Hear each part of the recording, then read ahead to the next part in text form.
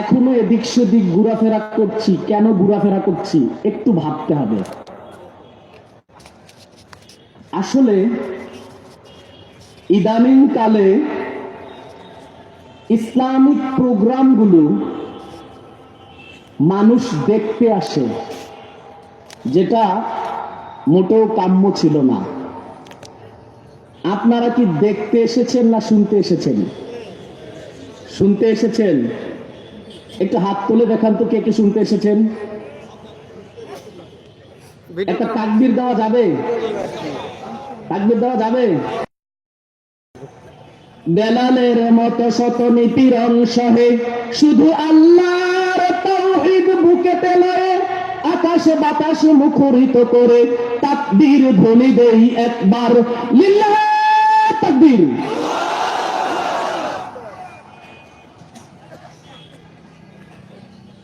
এ ধ্বনি নয় শুধু তাকবীর ধ্বনি, এ যে বিজয়ের ফরমান।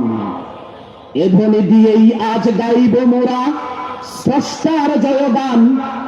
এ ধ্বনি শুনলে বাতিলের মসনদ এমনিতে যায় খসে।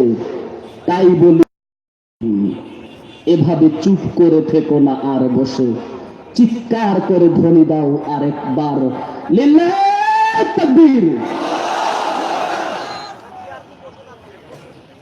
এই আল্লাহু আকবার, এই ধ্বনিটা, এই আওয়াজটা, এটা ঠিক কত গুরুত্বপূর্ণ, কত তেজস্বী। পৃথিবীর সবচেয়ে বেশি ক্ষমতাধর মানুষ যে, তাকে স্তব্ধ করে ফেলে এই আল্লাহু আকবার শব্দটাই। আপনারা কিছুদিন আগে নেটে দেখেছেন, মিয়ানমার সমস্যা নিয়ে আলোচনায় মানে পৃথিবীর সবচেয়ে ক্ষমতাধর প্রেসিডেন্ট ও আল্লাহু আকবার শুনে থ হয়ে গিয়েছিলেন। আর আমাদের মুখ দিয়ে এখন আল্লাহু আকবার বের হয় না, সুবহানাল্লাহ বের হয় না, আলহামদুলিল্লাহ বের হয় না, আস্তাগফিরুল্লাহ বের হয় না। আমরা বড় বড় ফতোয়া দেই, মাসআলা বলি, অনেক কিছু করি, কিন্তু জিকির করতে মন চায় না। আমার কাছে আশ্চর্য লাগে, এখনো মানুষ এদিক সেদিক ঘোরাফেরা করবে। আমরা কোরআনের কথা বলবো আর আপনি শুনবেন না, ঈমান নিয়ে যেতে পারবেন তো? কোরআনের আলোচনায় বিশৃঙ্খলা সৃষ্টি করবেন, ঈমান নিয়ে যেতে পারবেন তো? কঠিন হয়ে যাবে ভাই। আমাদের মধ্যে মত পার্থক্য থাকতে পারে, কিন্তু মতানৈক্য থাকবে না। আমাদের মধ্যে ইখতিলাফ থাকতে পারে, কিন্তু বিভাজন থাকবে না। আমরা সবাই মুসলিম এক, এতে কোনো সন্দেহ আছে?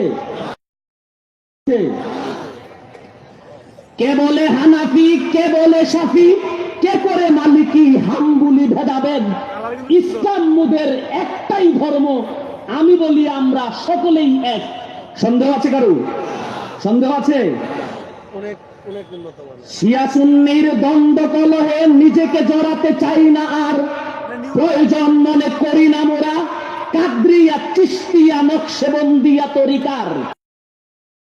জানি আটরশি মাইজবান্ডারি আরো আছে দেওয়ানবাগ।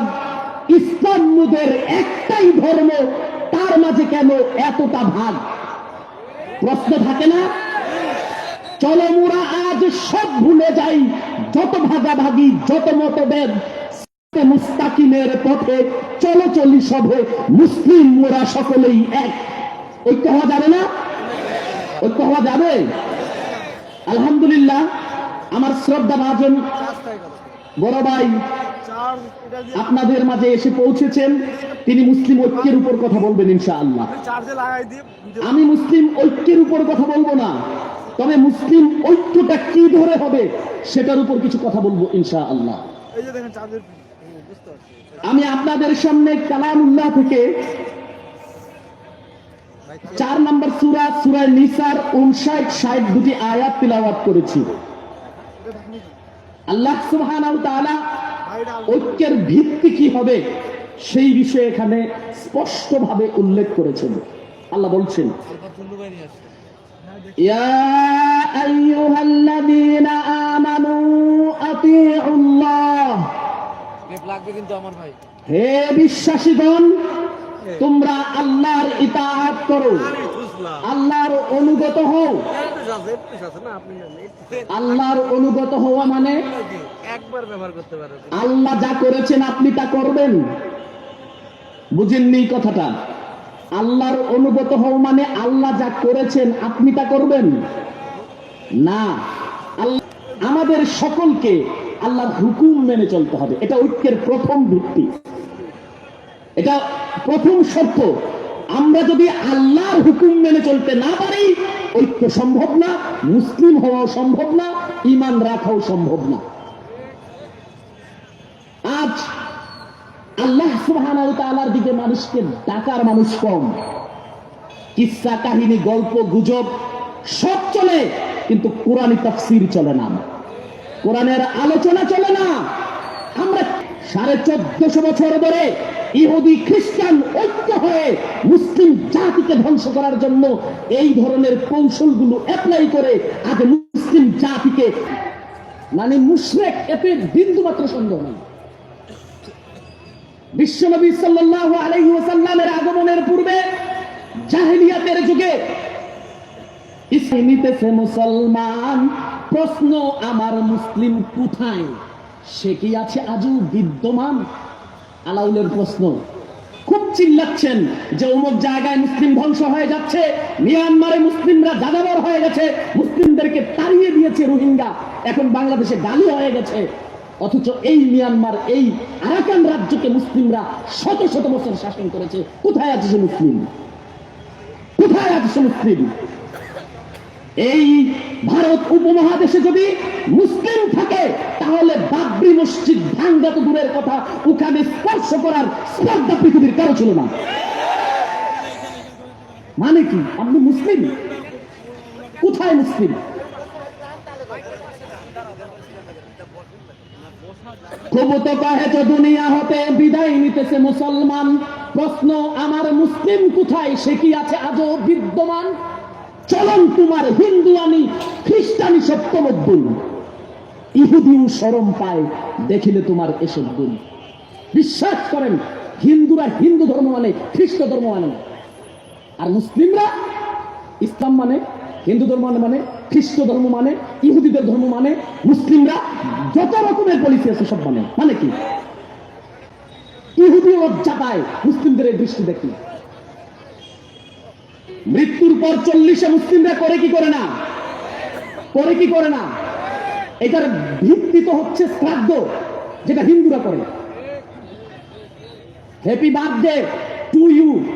মনে করেন ঘুম থেকে উঠার দোয়া বাচ্চা জানে না, ঘুমাতে যাবে দোয়া বাচ্চা জানে না, কিন্তু ইংরেজি বলি ঠিকই জানে হ্যাপি বার্থডে টু ইউ। আপনার বাচ্চা আমার বাচ্চা জানে। আমি ভুল বলছি? এটা কার সংস্কৃতি? এটা খ্রিস্টানদের সংস্কৃতি। আপনি কি শুরু করেছেন? আপনি বিমানের চাক্কা, ঠেলা গাড়ির ড্রাইভার, রিক্সার স্ক্রু লাগাইলে গাড়ি হবে না বিমান হবে? কিচ্ছু হবে না। আমরা সব একত্রিত করে পুরাই মুসলিম জাতিসত্তাকে আজ ধ্বংসের ধার প্রান্তে এনে পৌঁছেছি। আমাদেরকে সাবধান হতে হবে, সাবধান হতে হবে, সাবধান হতে হবে। আমরা কার ইতাআত করব? কার হুকুম মেনে চলব? আল্লাহ ছাড়া পৃথিবীর কার হুকুম একজন মুসলিম মানতে বাধ্য না।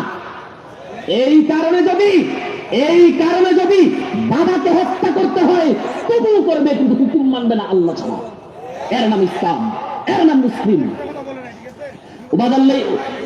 উবাদা ইবনে জাররার কথা শুনেছেন? আশারায়ে মুবাশশারার একজন, নিজের বাবাকে হত্যা করেছে আল্লাহর হুকুম ছাড়া, কার হুকুমের কাছে মাথা নত করেনি। এই হচ্ছে ইসলাম। আর আজ আমরা দুনিয়াবি স্বার্থে, নেতৃত্বের লোভে, সম্পদের মায়ায়, প্রধান অতিথি খুব সুন্দর করে বলেছেন, আশ্চর্য মুসলিম ফ্যামিলিতে এই ধরনের কৃষ্টি কালচার হবে কি করে? বাবা চুপচাপ এক ভাইকে সম্পদ লিখে দেন কি করে? 1400 বছর, 1500 বছর ধরে ইসলামের কি শিখেছেন? এখনো যদি মেয়েকে ঠকিয়ে সম্পত্তি মেয়েকে লিখে দেন, আপনি ইসলামের কি শিখেছেন? কি করছেন? জাতির বিবেকের কাছে প্রশ্ন থাকলো। মুসলিম আল্লাহ ছাড়া কারো কাছে মাথা নত করবে না। হে তেজস্বী মহাবীর, উর্বে উঠাইয়া তপসীর লইয়া সংগ্রামী সম্ভার, চলো রণাঙ্গনে আবার। হে চিত্তাকর্ষক স্বদেশ প্রিয় বীর, অবনোদন করো নৃশংসের প্রাচীর, ভাবপ্রবণ দৃষ্টিতে তাকাইয়াছে সবে, শুনো আবেগ তাদের যারা কাঁদে মৌন রবে। আজ গোটা পৃথিবীতে সেবা দিচ্ছে খ্রিস্টানরা, গোটা পৃথিবীতে মানবতার কথা বলছে ইহুদিরা, আর মুসলিমরা প্রতিদিন নামাজে গিয়ে ইহুদিদের উপর আল্লাহর গজব কামনা করছে। মুসলিমরা মাঝখানে মাঝখানে নর্তুকের নাচ দেখছে, তাল হয়ে পড়ে আছে। এগুলো কি মুসলিমদের চরিত্র? এগুলো মুসলিমদের চরিত্র? আশ্চর্য হয়ে যায়। বিশ্বনবী সাল্লাল্লাহু আলাইহি ওয়াসাল্লাম বলেছেন, হাদিসটি রয়েছে জামিআত তিরমিজিতে, জামিআত তিরমিজির 2270 নম্বরের হাদিস। নবীজি সাল্লাল্লাহু আলাইহি ওয়াসাল্লাম বলছেন, ফান্নাসু কারাজুলান, গোটা পৃথিবীর সব মানুষ দুই ভাগে বিভক্ত, দুইজন মানুষের মতো।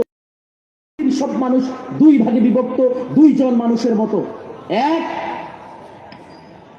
বাররুন তাকিয়ুন কারিমুন আলাল্লাহ, প্রথম ভাগ হচ্ছে যারা পুণ্যবান, প্রথম ভাগ হচ্ছে যারা মুত্তাকি, তারা আল্লাহর কাছে সম্মানিত।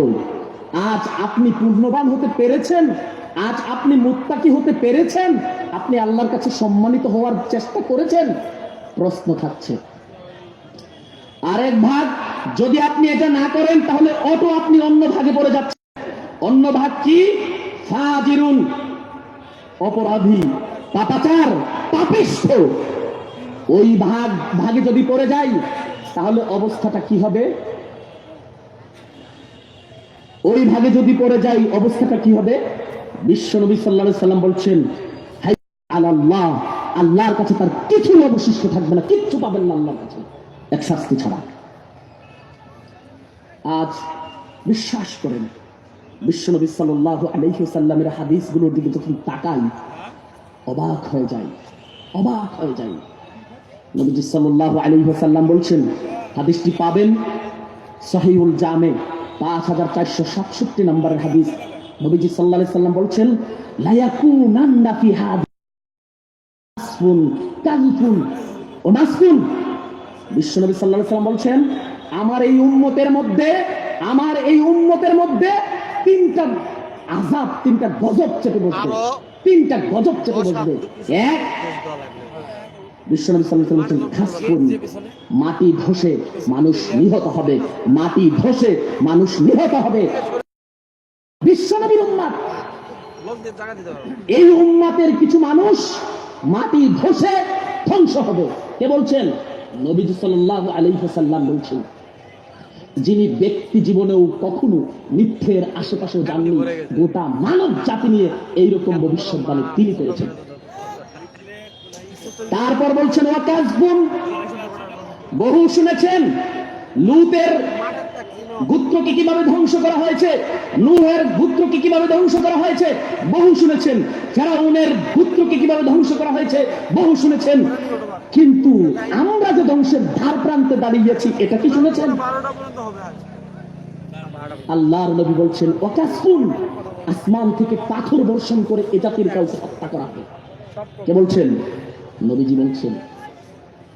তারপর তৃতীয় গজবের কথা বলছেন, অমাসকুন, এবং চেহারার বিকৃতি ঘটে যাবে, চেহারা বিকৃত হয়ে যাবে, চেহারা বিকৃত হয়ে যাবে, বানরের মতো হয়ে যাবে, শূকরের মতো হয়ে যাবে। আজ আয়না দিয়ে নিজের চেহারাটার দিকে তাকিয়ে দেখুন, ফুটটা খাইতে খাইতে, বিড়ি খাইতে খাইতে, বাবা খাইতে খাইতে চেহারাটাকে কি করেছেন বুঝেন? কিছু বুঝেন? হারাম খেয়ে চেহারাটা কি করেছেন, দেহটা কি করেছেন বুঝেন? ইবাদত বন্দেগী জীবন ভরা করলেও কাজ হবে না যদি দেহের রক্ত হারাম থাকে, দেহের রক্ত যদি হারাম থাকে। আমরা কোথায় এসে দাঁড়িয়েছি? আল্লাহর গজব চলে আসার কাছাকাছি এসে দাঁড়িয়েছি। এই তিনটা গজবের কথা বলার পর বিশ্বনবী সাল্লাল্লাহু আলাইহি সাল্লাম তিনটা অপরাধের কথা বলেছেন। তিনটা গজবের কথা বলার পর বিশ্বনবী সাল্লাল্লাহু আলাইহি সাল্লাম তিনটা অপরাধের কথা বলেছেন। যদি জাতি তিনটা অপরাধের মধ্যে নিমজ্জিত হয় তাহলে গজব তিনটা অবসম্ভাবী হয়, গজব তিনটা চলে আসে যদি তিনটা অপরাধ জাতির কাছে পৌঁছে যায়। আজ মুসলিম উম্মার কাছে ইখতিলাফ আছে, কিন্তু ওই তিনটা দোষও আছে। লাইক ইসলাম আমারটা বাংলা আওয়াজ। কি বিশ্বনবী সাল্লাল্লাহু আলাইহি সাল্লাম বলছেন, দান শারিবাল খামর, লাইভ খুমুরা, যখন মানুষ মদ পান আওয়াজ করে, মানে মদ, কোনটা এটা না? ভাই বিশ্বাস করেন আজ থেকে 20 বছর আগেও একটা মদখুর দেখার জন্য পুরা গ্রাম খুঁজতে হতো, আর এখন ঘরে ঘরে প্রায় নেশাখোর। এখন ঘরে ঘরে প্রায় নেশাখোর। মদ এখন নিত্য নৈমিত্তিক। বিশ্বনবী সাল্লাল্লাহু আলাইহি সাল্লাম বলছেন, কারো বতনে যদি 1 ফোঁটা মদ থাকে, 1 ফোঁটা মদ, আর সে যদি ওইভাবে মৃত্যুবরণ করে, মাতা মাইতাতাল জাহিলিয়া, ওই ব্যক্তি জাহিলি যুগের কাফেরদের মতো মরল। তারপরেও আমরা মদ যে খাই, কোনোদিন হুজুর জিজ্ঞেস নাই, হুজুর মদ খাওয়া জায়েজ না জায়েজ? কেউ জিজ্ঞেস করেছে? সিগারেট খুর, বিড়ি খুরের অভাব নাই, কিন্তু একজনও আজ পর্যন্ত কোন ইমামের জিজ্ঞেস না হুজুর এটা জায়েজ না, কারণ মাসালা নিজেই জানে। গেলে না করবে, গেলে কি করবে? না করবে, তাই জিজ্ঞেস করে না, জানে। আমাদের দেশের এখন মানে সিস্টেম গুলো কি জানেন? আলেম ওলামাকে জিজ্ঞেস করে, কখন করে জানেন? তারপরে সব আকাম করার পরে আলেম রেগে জিজ্ঞেস করে, হুজুর এটা যে করলাম কি করা? তো হুজুর এখন সোজা একটা রাস্তা দেখাই দেয়, তওবা করে। আমরা মাসালায় এত এক্সপার্ট, আকাম করার আগে ভুলেও জিগাই না। এই দেশে বিয়ে হয়, এই দেশে বিয়ে হয়, কিন্তু বিয়েটা কি ইবাদত হয়? একজন মুসলিমের বিয়েটাও ইবাদত, তালাকটাও ইবাদত। আর আমরা বিয়েটাকে কি ইবাদত মনে করতে পেরেছি কেউ? আমাদের কাছে তো এখন নামাজেই অত, বিয়ে তো অনেক দূরের কথা। সেদিকে পড়ে যাব। যে কথা বলতে চাচ্ছিলাম, বিশ্বনবী সাল্লাল্লাহু আলাইহি সাল্লাম বলছেন, ওই মদ যদি জাতি টেনে নেয়, আসমান থেকে ওই গজবগুলো চলে আসে। তারপর নবীজি সাল্লাল্লাহু আলাইহি ওয়াসাল্লাম বলছেন, অত্তাখাদুল কায়নাত, জাতি যদি নাচনেওয়ালির পিছনে ছুটে, শুনতেও চায় না, মানতেও চায় না। জাতির কপালে দুর্গতি আছে, আল্লাহর কসম জাতির কপালে দুর্গতি আছে যদি এইভাবেই চলে। তারপর নবীজি তৃতীয় যে দুষ্টার কথা বললেন,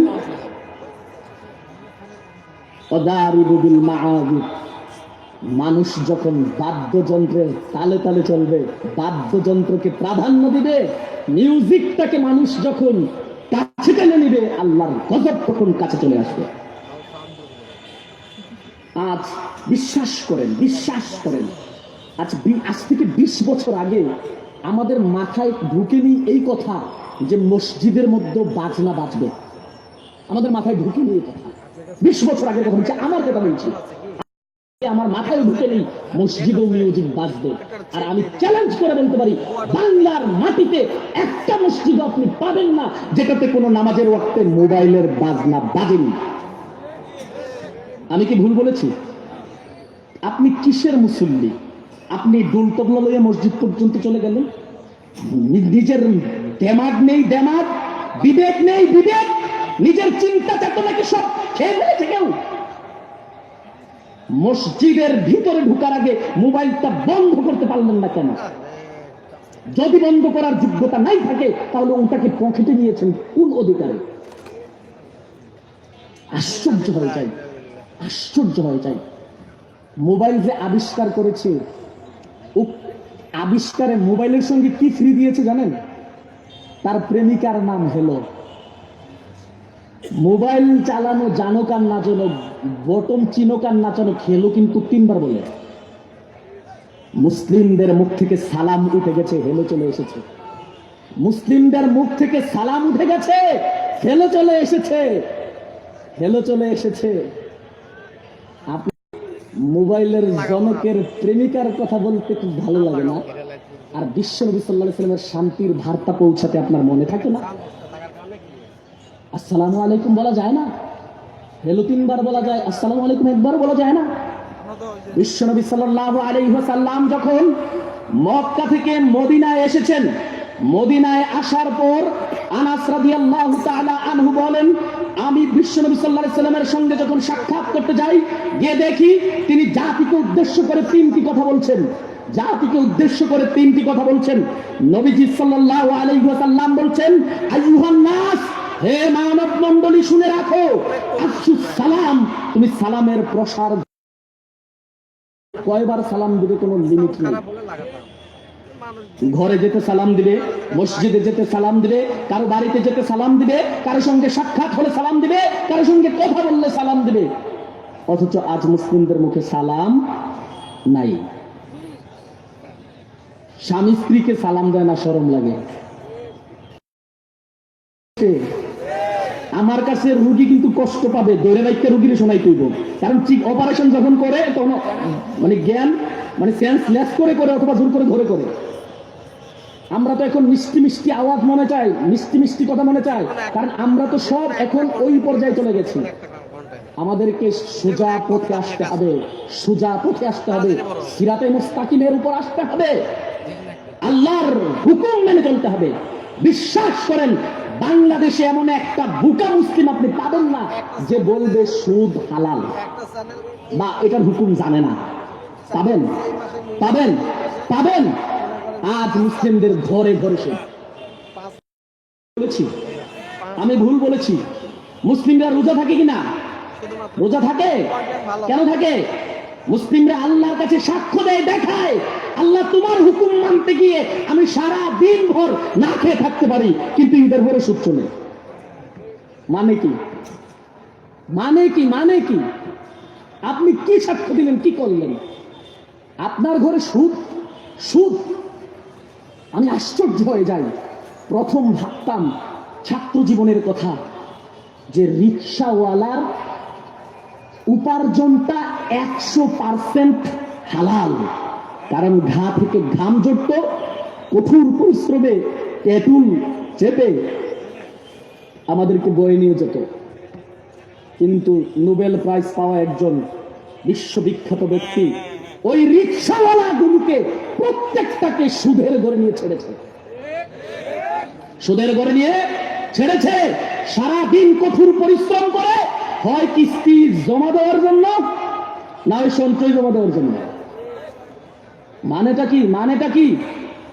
আপনার এত কষ্টের কামাইটা দিচ্ছেন কোথায়? আল্লাহর কসম, প্রত্যেকটা পয়সার হিসাব না দেওয়া পর্যন্ত হাসরের মাঠ থেকে একটা নড়া যাবে না, আপনি যেই দলে বিজয়। চেয়েছেনটা কি? ইসলামটা কি তামাশা? আল্লাহর সঙ্গে তামাশা? খুব বিপদ, খুব বিপদ। ইসলাম নিয়ে তামাশা চলে না, ইসলাম নিয়ে তামাশা চলে না। হারাম খাওয়া যাবে না, হারাম হারাম হারাম হারাম, এটা খাওয়া যাবে না, এটা আল্লাহর হুকুম। যে ব্যক্তি সুদ খায়, যে ব্যক্তি সুদ খায়, কোরআন হাদিস না সরাসরি কোরআনে আল্লাহ উল্লেখ করেছেন, সেজন্য নবী এবং আল্লাহর বিরুদ্ধে যুদ্ধে সেনাবাহিনীর হয়ে মানে সদস্য হয়ে নেমে পড়ল। অথচ এই সুদ আজ মুসলিমদের ঘরে ঘরে ঘরে ঘরে। কেন? কি প্রয়োজন আপনার? একটা, আপনি এনজিওতে গেলে 3 মাস সঞ্চয় দেওয়ার পরে 20,000 টাকা দিবে। আপনার 20,000 টাকা এত দরকার? আমি তো জানি আপনার ঘরের পুরানো মোবাইলগুলো বিক্রি করলেও 50% পাওয়া যাবে না। ঠিক। আপনি আমাকে কি বুঝান? আমাদেরকে কি বুঝান? আল্লাহকে কি বুঝান? আল্লাহ সাক্ষী, আপনার বিচার হবে, বিচার হবে। কেউ বাঁচবে না, কেউ বাঁচবে না। ও যত বড় ব্যক্তিত্বের অধিকারী হোক, কেউ বাঁচবে না। আল্লাহ কাউকে ছাড় দিবেন না, কাউকে না। আপনি ব্যক্তিত্ব দেখেন, আপনি গ্যালাক্সিতে উঠলে পৃথিবী দেখবেন না। আপনি আল্লাহকে কিভাবে ধোঁকা দেন? কিভাবে ধোঁকা দেন? আল্লাহ সুবহানাহু ওয়া তাআলার কাছে জবাবের ভয় কিন্তু আমাদের অন্তরে গেঁথে নিতে হবে, থাকতে হবে। বিশ্বাস করেন, মুসলিম জাতি এখন একেবারে ধ্বংসের ধার প্রান্তে চলে এসেছে, একেবারে ধ্বংসের ধার প্রান্তে চলে এসেছে। মধ্যে আমরাই আছি, প্রবলেম আমরাই ফেস করব। বাংলাদেশ স্বাধীন হয়েছে কত বছর? ভারত উপমহাদেশ মুসলিমরা কত বছর শাসন করেছে, কিন্তু আজ মুসলিমদের অস্তিত্ব সংকটের কাছাকাছি এসে মুসলিম দাঁড়িয়েছে। এখনই কি আমাদের বুধ উদয় হবে না? এখনই কি আমরা ফিতনা ফাসাদে লেগে থাকবো? এখনই কি আমরা যুদ্ধ জিহাদ চালিয়ে যাব? এখনই কি আমরা বক্তব্যের মঞ্চের সমালোচনায় মাঠ গরম করব?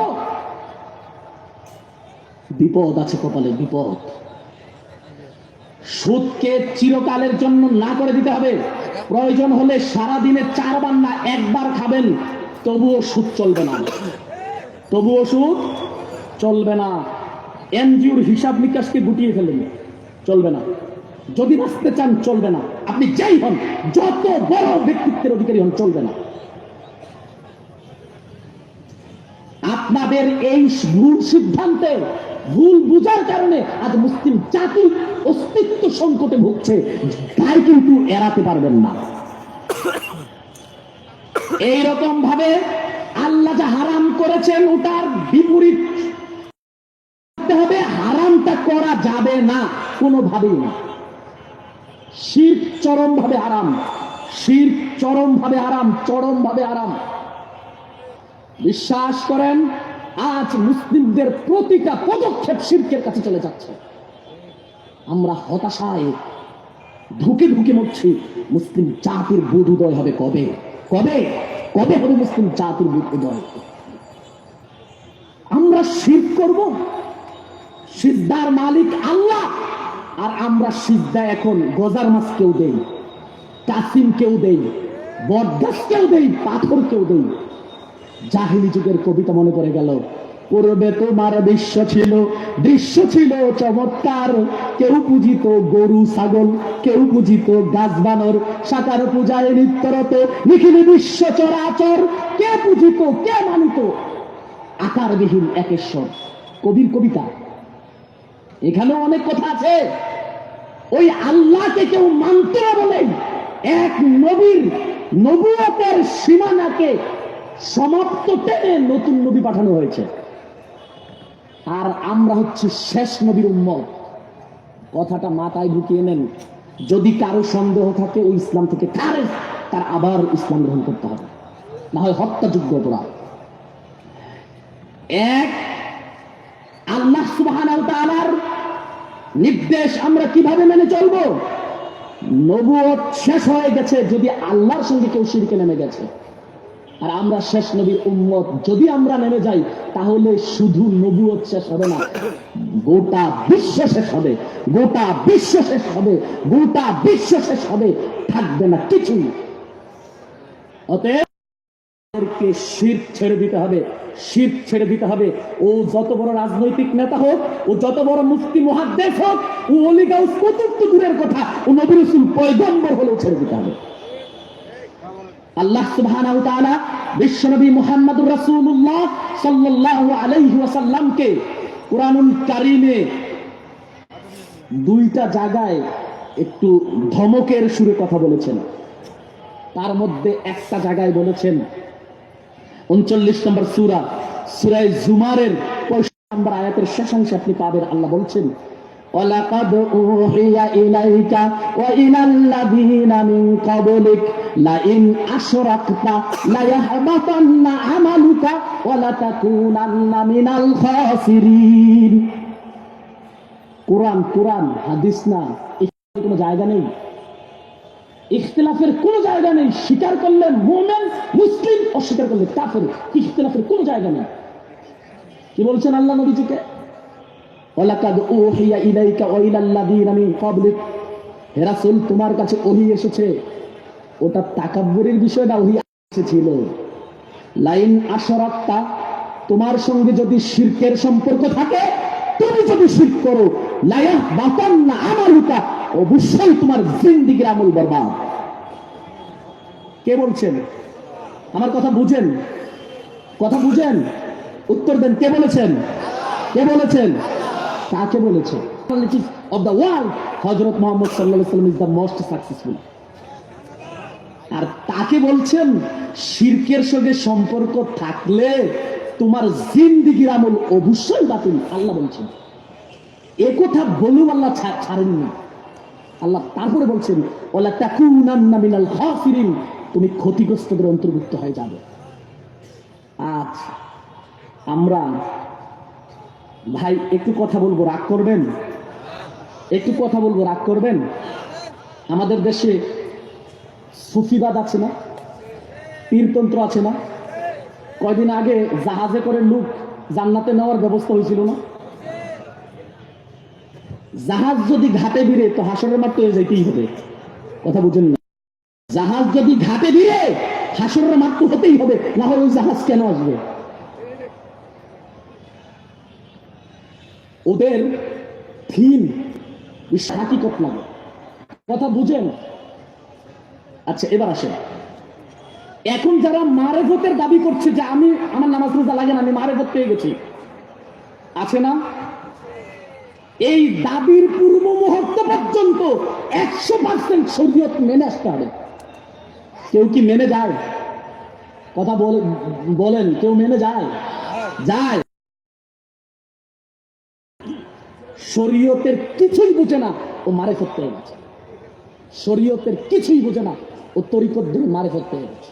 মানুষকে ধোঁকা দেওয়া যায়, আল্লাহকে ধোঁকা দেওয়া যায় না। নামাজ রোজা লাগে না, কি লাগে? সেজদা দেওয়া লাগে, কি লাগে? মুড়ি দেওয়ার পরে বৃদ্ধাঙ্গুল ছোঁয়া লাগে, বুঝে নিতে পারি না।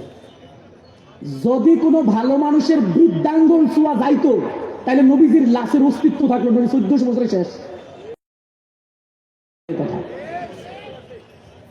নবীজির ওই যেখানে তিনি আছেন তার ওই রওজার প্রত্যেকটা ইট চুষে শেষ করে দিত, এমন আশেক পৃথিবীতে আছে। আপনি কোন জায়গা ছেড়ে কোন জায়গায় শিখতেছেন বুঝেন? কিছু তো বুঝতে হবে, কিছু বিবেক রাখতে হবে, তো কিছু বিবেক রাখতে হবে। বুঝাতে ব্যর্থ হয়েছে, তাহলে আপনি কি বুঝলেন আর উনি কি বুঝালেন? পরের আয়াতে আল্লাহ বলছেন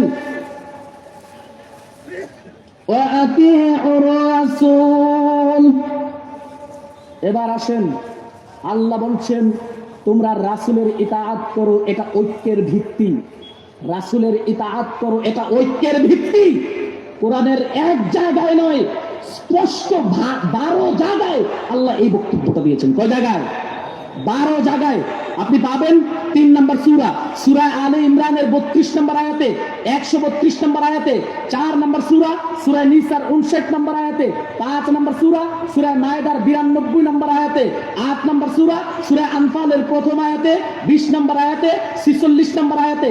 24 নম্বর সূরা, সূরা নূরের 54 নম্বর আয়াতে, 56 নম্বর আয়াতে। 47 নম্বর সূরা, সূরা মুহাম্মদের 6 নম্বর আয়াতে। তারপর পাবেন 58 নম্বর সূরা, সূরা মুজাদালার 13 নম্বর আয়াতে। 64 নম্বর সূরা, সূরা তাগাবুনের 12 নম্বর আয়াতে। 12 জায়গায় আল্লাহ এই ফর্মুলাটাই দিয়েছেন। ঐক্যের ভিত্তি হতে হলে আল্লাহর হুকুম মেনে রাসূলের ইতাআত করে হতে হবে। যদি এই জায়গায় কেউ আসতে রাজি না হয়, সে মুসলিম কিনা প্রশ্নবিদ্ধ হবে। ঠিক কইতো আমরা, আপনি ঠিক না কইলেও ঠিক, 12 জায়গায় এসে এটার ব্যাঠিক করার কোনো মানে কোনো ফাঁক ফুক নাই। শুধু আপনি না বললে আপনি ব্যর্থ হবেন, এটা হুকুম ব্যর্থ হবে না। ঐক্যের ভিত্তি আল্লাহর নির্দেশ মান্য করা আর নবীজি সাল্লাল্লাহু আলাইহি সাল্লামের ইতাআত করা, এর বাইরে কিচ্ছু না। আল্লাহ হচ্ছেন স্রষ্টা, নবীজি হচ্ছেন সৃষ্টি।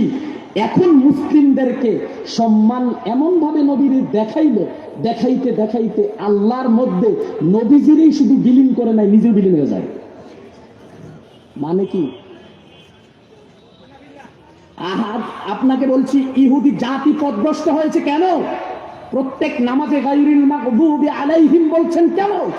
ইহুদি জাতি ধ্বংস হয়েছে। উজায়েরকে আল্লাহর বেটা বলেছিল, বেটা ছেলে বলেছিল। বুঝলেন কথাটা? উজায়েরকে আল্লাহর ছেলে বলেছিল। আর ইহুদি খ্রিস্টান জাতি ধ্বংস হয়েছে কেন বুঝেন? খ্রিস্টান ঈসাকে আল্লাহর বেটা বানিয়েছে, আর ওরা বেটা বানাইয়া টিকতে পারে নাই, আর আপনি নিজে ওই লেগে টিকে যাবেন। আপনার মতো মূর্খ আর কে হবে? আর কে হবে? স্রষ্টার সঙ্গে সৃষ্টির কোনো তুলনা চলে না, স্রষ্টার সঙ্গে সৃষ্টির কোনো উপমা চলে না। স্রষ্টার সঙ্গে সৃষ্টির মিশা তো অনেক পরের কথা। যদি কেউ বলে স্রষ্টার সঙ্গে সৃষ্টি বিলীন হয়ে যায়, ওরাই আবার বলে ফেরাউন হচ্ছে পৃথিবীর শ্রেষ্ঠ ইমানদারদের একজন। কথা বুঝেন? কারণ ফেরাউন কইছে আমি আনা রাব্বুকুমুল আলা, আমি আল্লাহতে বিলীন হয়ে গেছি, আল্লাহ আমার কাছে আমি আল্লাহ। ওদের থিওরি অনুযায়ী প্রমাণ হয় ইবলিসকে সেজদা দিলেও মানুষ নাজাত পাবে, কারণ ইবলিস তো আল্লাহরই সৃষ্টি, আল্লাহর সৃষ্টিকে কেউ সেজদা দিলে আল্লাহই পায়। ছি ছি ছি, এর চেয়ে মূর্খতা অজ্ঞতা আর কাকে বলে? এর চেয়ে মূর্খতা আর অজ্ঞতা আর কাকে বলে? জাতিকে ধ্বংস করেছে হাজার বছর ধরে এই বিষয়গুলো। আমরা কি একটু বুঝবো না, বুঝতে চেষ্টা করব না? কোথায় আল্লাহ আর কোথায় মোহাম্মদ? মোহাম্মদ সাল্লাল্লাহু আলাইহি ওয়াসাল্লাম সম্পর্কে কিছু কথা বলি, আপনাদের খারাপ লাগছে? মোহাম্মদ সাল্লাল্লাহু আলাইহি ওয়াসাল্লামকে একদল আলেম তাফসীরুল কুরআন মাহফিলের স্টেজে উঠে নূরে মুজাসসাম বলে। নূরে মুজাসসাম মানে কি বুঝেন? আমরা তো মনে করেন আরবি দেখলেই বক্তৃতে খুশু খুশু হয়ে যায়, কারণ আরবি না, আমরা তো মুসলিম। এক জায়গায় হুজুরে কইছে মুনাজাত না করলে চাকরি নাই। হুজুরে কয় এমন মুনাজাত তো ভিক্ষা করে খাবি। হুজুরে কইছে মুনাজাত না করলে চাকরি নাই, ধমক দেয় গ্রামের মাতবর, মুনাজাত না করলে চাকরি নাই। হুজুরও মুনাজাত করতেছে আল্লাহুম্মা গজিব আলাইহিম, আল্লাহ হুজুর গজব হালাও, এরা সবাই কয় আমিন করে। আমরা তো আরবি দেখলে মাথা খারাপ হয়ে যায়। আরে ভাই, আরবিতে গালিগালাজ হয়, আরবিতে কি গালিগালাজ হয় না? নূরে মুজাসসাম মানে নবীজির জাতিসত্তা নূর, নবীজির জাতিসত্তা নূর। এই কথা যদি কেউ বলে তার আকীদার অপারেশন আগে হবে, তারপর ইসলাম। এই কথা যদি কেউ বলে তার আকীদার অপারেশন আগে, তারপর ইসলাম। বিশ্ব নবী সাল্লাল্লাহু আলাইহি সাল্লামকে নূর বলে কোন দলিলে? দলিল লাগবে তো, দলিল অনেক খুঁজে পেয়েছে কোরআনে একটা। আমি একটু ডিটেলস বলে যাই, না হয় আপনাদের অজ্ঞতা থেকে যাবে। 5 নম্বর সূরা, সূরা মায়েদার 15 নম্বর আয়াতে অনেক চশমা টশমা লাগাইয়া, অনুবীক্ষণ দুর্বীক্ষণ লাগাইয়া খুঁজা পাইছে। কি পাইছে? আল্লাহ বলছেন কাদ জাআকুম মিনাল্লাহি নূরু ওয়া কিতাবুম মুবিন। আল্লাহ তোমাদের কাছে নূর পাঠাইছে আর কিতাব পাঠাইছে। এই নূর মানেই নবী। এই হলো ওদের বক্তব্য, এই হলো ওদের বক্তব্য। এই ব্যাপারে অনেক তাফসীর আছে, সবগুলো তাফসীর আপনি পড়েন, সবগুলো তাফসীর আপনি পড়েন, সব তাফসীরে এককভাবে নবীকে দাবি করেনি। আপনি তাফসীরে সাআদি খুলুন, সেখানে বলা হয়েছে হুয়াল কুরআন, নূর মানে হচ্ছে কোরআন। আপনি যদি তাফসীরে বগবী খুলেন, তাফসীরে বগবীতে উল্লেখ করা হয়েছে হুয়া আনি মুহাম্মদ ওয়াকিলা আল ইসলাম। কেউ কেউ বলছে মুহাম্মদ, তিনি আবার সঙ্গে এটাও বলছেন, আবার কেউ কেউ বলছে ইসলাম। মুহাম্মদ বলে থামেননি। তারপর দেখুন তাফসীরে কুরতুবী খুলুন, তাফসীরে কুরতুবীর মধ্যে এত তাফসীর করতে গিয়ে বলা হয়েছে আনিল ইসলাম, নূর মানে হচ্ছে ইসলাম।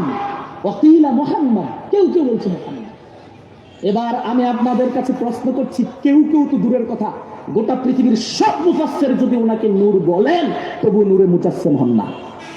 কিভাবে হন না? প্রমাণ দিচ্ছি।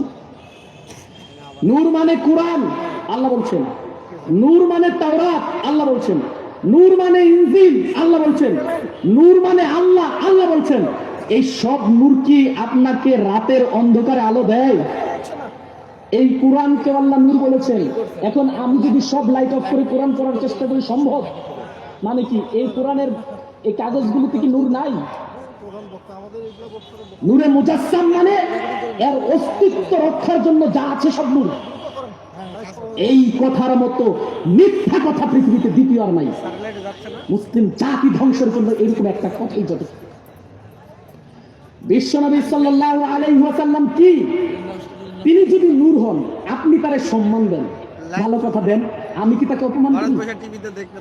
আপনি যদি আপনার স্ত্রীকে গিয়ে বলেন তোমার তো জীবন বড় অনেক ভালোবাসলাম, একটু শ্রদ্ধা করলাম না, আজকে থেকে তুমি আমার মা, কি হবে? অবস্থা কেমন হবে? মামলা কোন দিকে যাবে? কোন দিকে যাবে? স্ত্রীকে ভালোবাসা যায় কিন্তু মা ডাকা যায় না, মামলা বুঝতে হবে তো। নবীজিকে সম্মান করা যায় কিন্তু আল্লাহর কাছে নিয়ে অপমান করা যায় না। আল্লাহর কসম, আশিকে রাসূল বলে কেউ যদি বিশ্ব নবীকে অপমান করার চেষ্টা করে, বিশ্বের মধ্যে একজন মুসলিম থাকলেও তার কলিজা ছেড়ে ফেলবে, কিচ্ছু করার নেই। আমরা নবীকে ভালোবাসি না, তুমি ভালোবাসার দোহাই দিয়ে অপমান করবা, প্রেমের নাটক সাজিয়ে দর্শন করবা, আমরা মানব না। এই প্রেম নাটকীয় প্রেম কিভাবে অপমান হয় আপনাকে একটা কথা বলি, আমি ওই প্রসঙ্গটা রিপিট আনছি। আপনারা সবাই ঘটনাটা জানেন, মুসলিম হিসাবে শুধু মনে করিয়ে দেই আমি। আদম আলাইহিস সালামকে আল্লাহ সুবহানাহু ওয়া তাআলা সৃষ্টি করার পর কোরআনুল কারীমের সূরা বাকারার 34 নম্বর আয়াতে উল্লেখ করছেন, আল্লাহ ফেরেশতা এবং জিন জাতিকে বললেন উসজুদু লিআদামা ফাসাজাদু ইল্লা ইবলিসা। এই আয়াত কোরআনের তো, এই আয়াত আপনাদের কোরআনে আছে তো? এই আয়াতের অর্থ কি করেছেন? আল্লাহ ফেরেশতা এবং ইবলিস সহ সকলকে বলেছিল আদমকে সিজদা করতে। ভাই জিজ্ঞেস করি, ফেরেশতা কিসের তৈরি? বুঝেন নাই কথা। ফেরেশতা কিসের তৈরি? ফেরেশতা কিসের তৈরি? আদম কিসের তৈরি? এখানে সম্মান কার? সম্মান নূর না মাটির? আপনি নূরে মুজাসসাম বলে অপমান করলেন না, সম্মান করলেন। একটু তলিয়ে দেখেছেন? একটু গোড়ায় হাত দিয়ে দেখেছেন যে সম্মান টিকে কিনা? বিশ্ব নবী সাল্লাল্লাহু আলাইহি ওয়াসাল্লাম কি, এটাও আল্লাহ স্পষ্ট বলে দিয়েছে, এই আকীদা বিশুদ্ধ না করা পর্যন্ত আপনি মুসলিম হতে পারবেন না। বিশ্ব নবী সাল্লাল্লাহু আলাইহি ওয়াসাল্লাম কি, এটা আল্লাহ কোরআনে উল্লেখ করেছেন। আল্লাহ বলছেন সূরা কাহাফ 110 নম্বর আয়াতের শেষ অংশে আল্লাহ আপনি পাবেন, কুল ইন্নামা আনা বাশারুম মিসলুকুম। হে রাসূল, তুমি বলে দাও আমি তোমাদের মতোই মানুষ। কে বলছেন? কে বলছেন? এবার আপনারে প্রশ্ন করি, আমরা যেন মদ খেয়ে টালিয়ে ঘুরে রাসূলের জীবনে ছিল? আমাদের মতো মানে কি? আমরা যেমন সুদ গড়ে গড়ে ঢুকাইছি, সম্পদ লুটপাট করে খাই, নবীজি কি এগুলো করেছিলেন? তাহলে আমাদের মতো মানে কি? এটার অর্থ কি করবেন? এটার অর্থ কি করবেন? আমাদের মতো মানে আমরা যেমন ক্লিন শেভ হয়ে চলি, নবীজি তাই করতেন? আমরা যেমন দিনের পর দিন মিথ্যা কথা বলি, নবীজি করতেন? তা আমাদের মতো মানে কি? একদিকে নিলাম, কোন দিকে? আপনি মিলিয়ে দেন যে নবীজি আমাদের মতো কোন দিক থেকে, মিলিয়ে দেন, একদিকে মিলিয়ে দেন। সেটাই হচ্ছে মুজাসসামের দিকে, দৈহিক অবয়বের দিকে। এটা ছাড়া আর বিকল্প কোনো পথ নাই। নবীজির সঙ্গে আমাদের মিলানোর এটা ছাড়া আর বিকল্প কোনো পথ নাই। আল্লাহর জমিনের উপর আসমানের বিচার নাই, আপনি মিলান। আল্লাহ সুবহানাহু ওয়া তাআলা বলছেন, যদি আমাদেরকে ঈমানদারদেরকে ডেকে বলছেন আতিউল্লাহ, তোমরা আল্লাহর ইতাআত করো, ও আতিউর রাসূলা, তোমরা রাসূলের অনুসরণ করো। এরপর একটা কথা আছে, ওইখানে একটু প্যাচ লাগিয়েছে। কোরআনের অপব্যাখ্যা কিভাবে করা হয় একটু বোঝানোর চেষ্টা করছি। আল্লাহ বলছেন ওয়া উলিল আমরি মিনকুম, তোমাদের মধ্যে যিনি আমির তাকে মেনে চলো, তোমাদের মধ্যে যিনি নেতা তাকে মেনে চলো, তোমাদের মধ্যে যিনি আমির তাকে মেনে চলো। কে বলছেন? কে বলছেন? আল্লাহ। এটা দিয়ে কেউ মাযহাব সাব্যস্ত করেছে যে মাযহাব মেনে চলতে হবে, কেউ মাযহাব সাব্যস্ত করেছে মাযহাব মেনে চলতে হবে। আপনাদের অসুবিধা হচ্ছে? আপনাদের অসুবিধা হচ্ছে? একটা তাকবীর দেওয়া যাবে? লিল্লাহ তাকবীর, লিল্লাহ তাকবীর। যে কথা বলতে চাচ্ছিলাম যে কেউ মাযহাব প্রতিষ্ঠা করার জন্য এই আয়াতকে টেনে পেঁচিয়ে ঘুরিয়ে তাফসীর করে মানুষকে বুঝাতে চাচ্ছে যে এখানে মাযহাবের কথা বলা হয়েছে। আমি দাঁতহীন কণ্ঠে মহাগ্রন্থ আল কুরআনুল কারীমের এই আয়াতটার কথাই বলছি। আপনারা যদি সামান্যতম আরবি ব্যাকরণ করে থাকেন, সামান্যতম আরবি ব্যাকরণ করে থাকেন, তাহলে আপনার কাছে আমার প্রশ্ন থাকলো, কোন জমিরটা কোন পার্সন, কোন পুরুষ, কোন প্রকারের জমির, এটা যদি বুঝেন তাহলে বুঝবেন মাযহাবের দিকে যতই টানেন যাবে না। কোন জমিরটা হচ্ছে মধ্যম পুরুষ। কোন পুরুষ? মধ্যম পুরুষ, সেকেন্ড পার্সন। কোন জমিরটা হচ্ছে মধ্যম পুরুষ, হাজারের জমির। উপস্থিত থাকতে হবে, তোমরা হতে হবে, সে তারা হয় না। মাযহাব যাদের নামে প্রতিষ্ঠিত তারা কি তোমরা না সে তারা? বুঝেননি? তারা যদি তোমরার মধ্যে পড়ে যায় তাহলে ডাইরেক্ট নবীজিও পড়ে যান, ওদিকে যাওয়ার দরকার কি? কথা মনে হয় বুঝাতে পারিনি। তারা যদি কুমের মধ্যে পড়েন তাহলে আবু বকর, উমর, উসমান পড়েন না কেন? তাহলে নবীজি নিজে পড়েন না কেন? ওই কোন জমিরটা আল্লাহ সেকেন্ড পার্সনে দিয়েছেন, আপনি যতই টানেন ওটা মাযহাবের ইমামদের কাছে যাবে না। একেবারে চূড়ান্ত স্পষ্ট কথা, কোরআনের কথা। কেউ কেউ এটা দিয়ে আবার পিরানি ভাবকে জাহের করতে চায়, তাসাউফি ভাবকে। আপনি উলিল আমরি মিনকুম, আমির হওয়ার যোগ্যতা অর্জন করুন। মুশরিকি কথায় আমির হওয়া যায় না। মুশরিকি কথায় যদি আমির হওয়া যেত তাহলে ইবলিসই প্রথম আমির হতো। ঠিক। এই দেশে অসংখ্য কথা আছে, প্রত্যেক কথায় শিরকের গন্ধ আছে, প্রত্যেক কথায় শিরকের গন্ধ আছে। এই জাতীয় কথাগুলো যতদিন পর্যন্ত আপনি বয়কট করতে না পারবেন ততদিন পর্যন্ত আপনার সঙ্গে ঐক্যের কোনো প্রয়োজনীয়তাও নাই। আমাদেরকে অবশ্যই কোরআন সুন্নাহ বুঝে আল্লাহর হুকুম মেনে বিশ্বনবী সাল্লাল্লাহু আলাইহি ওয়াসাল্লামের ইতাআত করার মাধ্যমে ঐক্য গড়ে তুলতে হবে, এর বিকল্প নাই। তারপর আল্লাহ বলছেন, فَإِن تَنَازَعْتُمْ فِي شَيْءٍ فَرُدُّوهُ إِلَى اللَّهِ وَالرَّسُولِ। যদি কোনো বিষয়ে ইখতিলাফ মনে হয়, মত পার্থক্য মনে হয়, মতানৈক্য মনে হয়, তাহলে ওই মতানৈক্যের ঐক্যমত হবে কোথায়? আল্লাহ বলছেন তুমি ফিরে এসো আল্লাহর কোরআনের দিকে, তুমি ফিরে এসো নবীজির সুন্নাহর দিকে। যদি এই দুই দিকে তুমি ফিরে আসতে পারো তোমার মতানৈক্য থাকবে না, আল্লাহ বলছেন। তারপর আল্লাহ বলছেন, ইন কুনতুম তুমিনুনা বিল্লাহ, যদি তোমাদের ঈমান থাকে তাহলে এর বিকল্প নাই। যদি তোমরা ঈমান এনে থাকো তাহলে এর বিকল্প নাই। যদি তোমরা ঈমান এনে থাকো তাহলে এর বিকল্প নাই। তারপর আল্লাহ বলছেন, আমি শুধু অনুবাদটা করে শেষ করে দিব, বড় হয়ে চলে এসছেন। আল্লাহ সুবহানাহু ওয়া তাআলা বলছেন, যালিকা খায়রুন ওয়া আহসানু তা'ওয়িলা। পরের আয়াতে আলাম তারা ইলাল্লাযিনা ইয়াজআমুনা, আমি ওই আয়াতটা তিলাওয়াত করেছিলাম কিন্তু অনুবাদ করার সুযোগ পাচ্ছি না, বড় রেখে বসে রেখে আমি কথা বলবো না।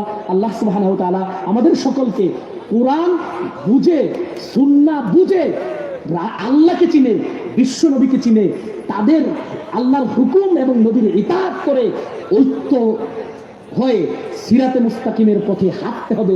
যদি হাঁটতে পারি তাহলেই আমরা জান্নাতের দিকে যেতে পারবো, না হয় গজবের জন্য অপেক্ষা করতে হবে।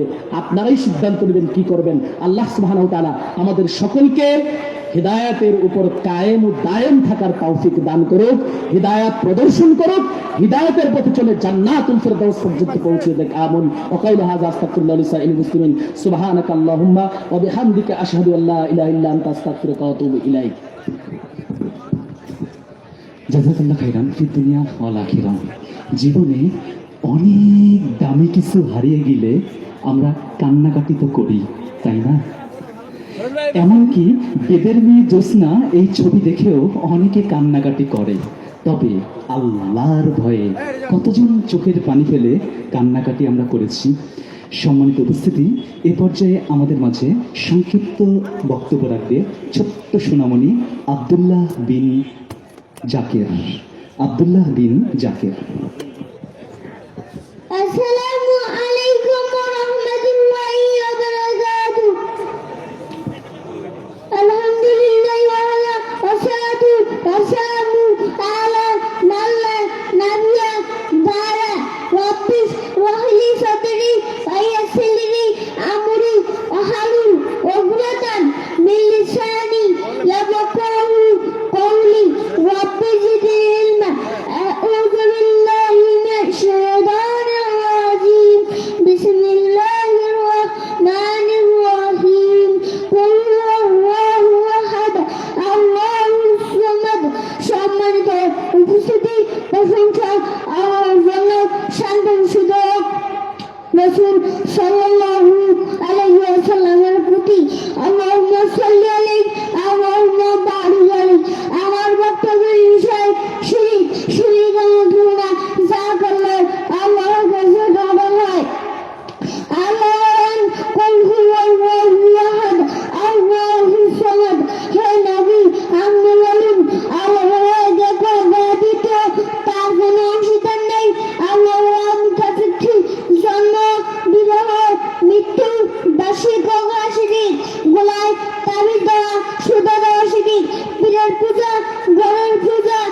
মূর্তি পূজা করে আসি